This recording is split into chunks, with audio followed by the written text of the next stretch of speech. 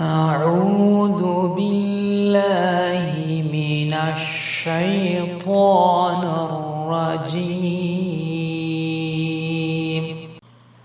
بسم الله الرحمن الرحيم الله لا إله إلا هو الحي القيوم نزل عليك الكتاب بالحق مصدقا لما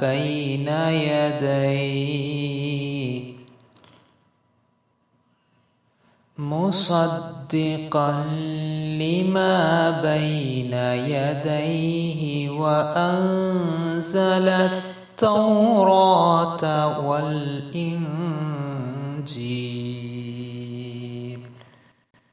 من قبل هدى للناس وأنزل الفرقان إن الذين كفروا بآيات الله لهم عذاب شديد والله عزيز ذو انتقام. Assalamu alaikum wa rahmatullahi wa barakatuhu.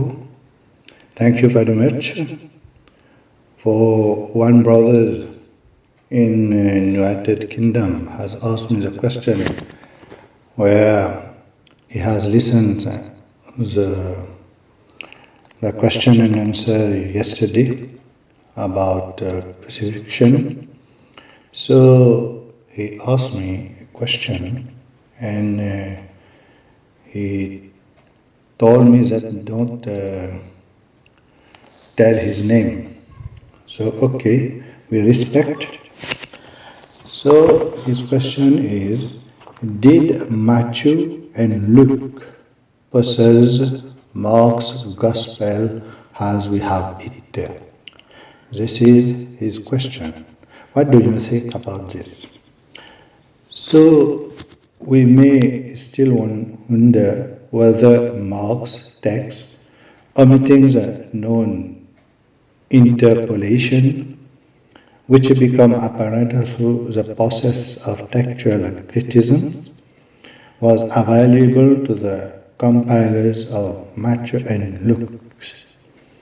It approximately the form we find it today, or was it a different version?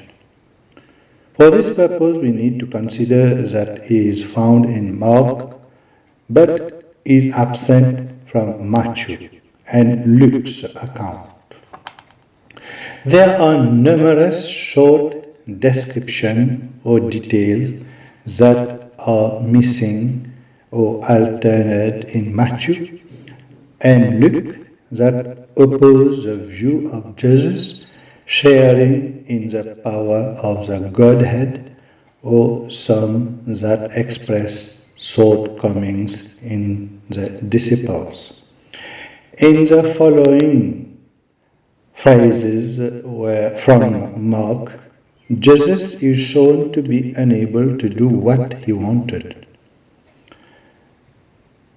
In that is MK chapter 6 verses 5, he could there do no mighty work, and he marveled because of their unbelief. Chained in Matthew 13 verses 58. He did not many mighty works there because of their unbelief. A second, it is Mark says that in chapter 6 verses 48, he would have passed by them, omitting by Matthew and Luke. Third, Mark said in chapter 7, verses 24, he wishes that no one should know and could not be hid, omitting by both Matthew and Luke.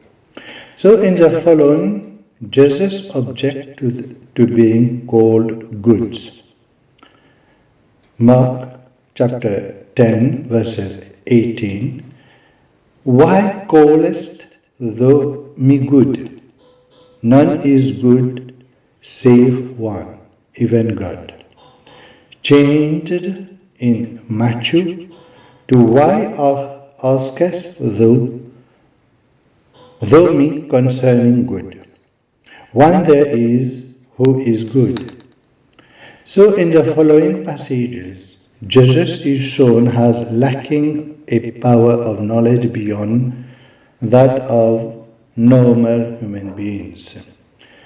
Mark chapter 11 verses 13, saying, a fig tree afar off having leaves, he came, if haply he might find anything thereon. And when he came to it, he found nothing but leaves. In Matthew, Jesus' expectation is not expressed so explicitly. Mark chapter 5 verses 9, he asked him, what is thy name? Omitted by Matthew. This has been omitted by Matthew. Mark chapter 5 verses 30, who touched my garment? Also this omitted by Matthew. Mark in chapter 6 verses 38, how many lovers have he? Omitted by both Matthew and Luke. And continue also to continue on this. Mark in chapter 9 verses 16, what question ye with them? Omitted by both Matthew and Luke. Mark chapter 9 verses 21, how long time is it since this hath come upon him? Omitted by both Matthew and Luke. Next, Mark said in chapter 9 again, verses 33, what were his reasoning in the way? Omitted by both Matthew and Luke. So in the following instance, Jesus is described as exhibiting human emotion such as anger, surprise, or distress. In Mark chapter 1 verses 43, he sternly changed him. The participle is omitted by both Matthew and Luke. In Mark chapter 3 verses 5 says that when he had looked round about them with anger, the whole phrase is omitted in Matthew, and the word with anger are omitted by Luke. Mark chapter 6 verses 6, he marveled. So this also has been omitted by Matthew and Luke. When you look in Mark chapter 10 verses 14, he was moved with indignation. This also omitted by Matthew and Luke. Mark in chapter 14 verses 33 began to be greatly amazed and sore trouble, also omitted by Luke. So there are many things which has been missing. The following phrases suggest some shortcoming in the mental and moral qualities of the disciples. If you continue to go further again, Mark chapter 4 verses 13, Know you not this parable, and how shall you know all the parables? Omitted by Matthew and Luke. Mark chapter 4 verses 40, Have you not faith? Softened by Matthew, to all you of little faith. Mark chapter 6 verses 52, For they understood not concerning the laws, but their hearts were hardened, omitted by Matthew. Luke does not contain the passage. Mark say in chapter 8 verses 17, Have you your heart hardened? Omitted by Matthew. Luke does not contain the passage. Mark chapter 8 verses 33, Get thee behind me, Satan, addressed to Peter, omitted by Luke. Mark chapter 9 verses 10, questioning what the rising from the dead should mean, omitted by both Matthew and Luke. Mark 9 verses 32, I think, they understood not the saying and were afraid to ask him, omitted by Matthew.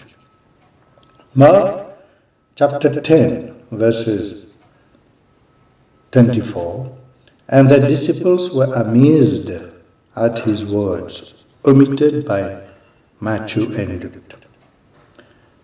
Mark chapter 14 verses 50, and they all left him and fled, omitted by Luke.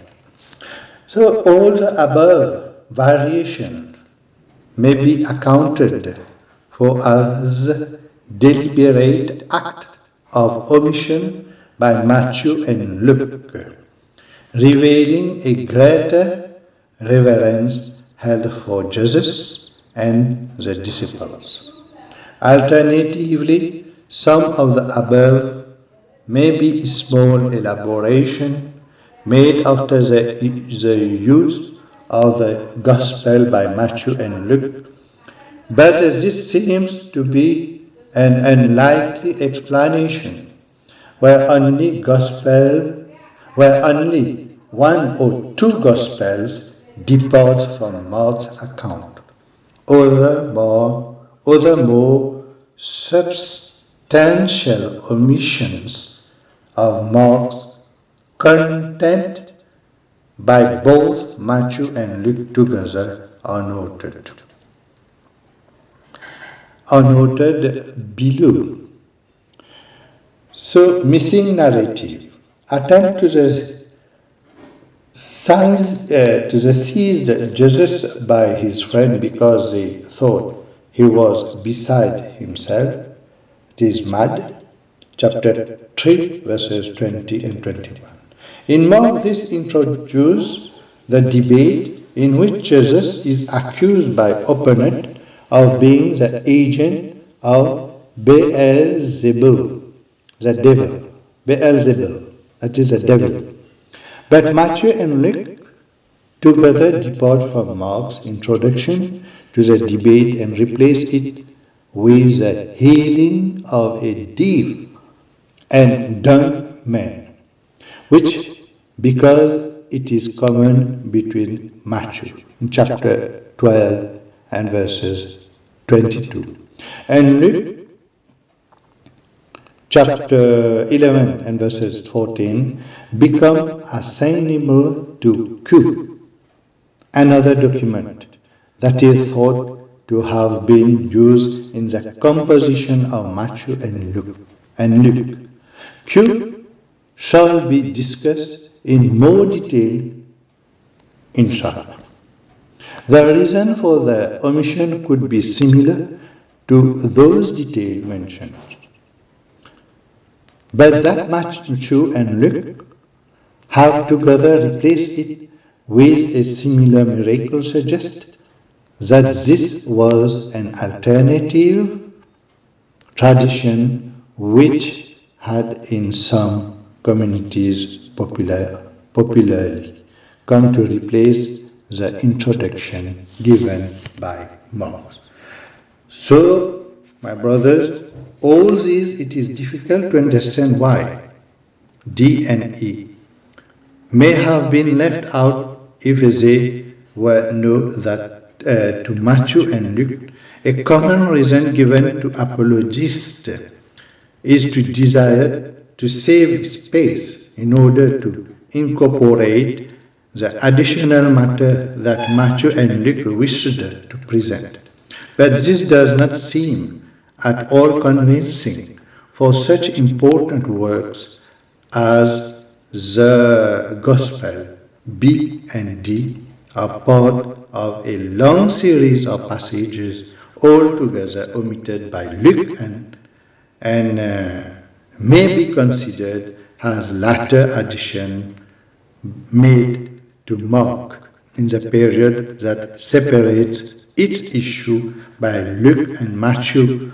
In the case of both Mark's accounts and those of Matthew and Luke appear to be attempts at a logical explanation of the debate. Inshallah, I think that you will understand my reply, very short, and if it's not clear, so my dear brothers, you are most welcome. You can, if you have not understand, you send your question. Thank you very much.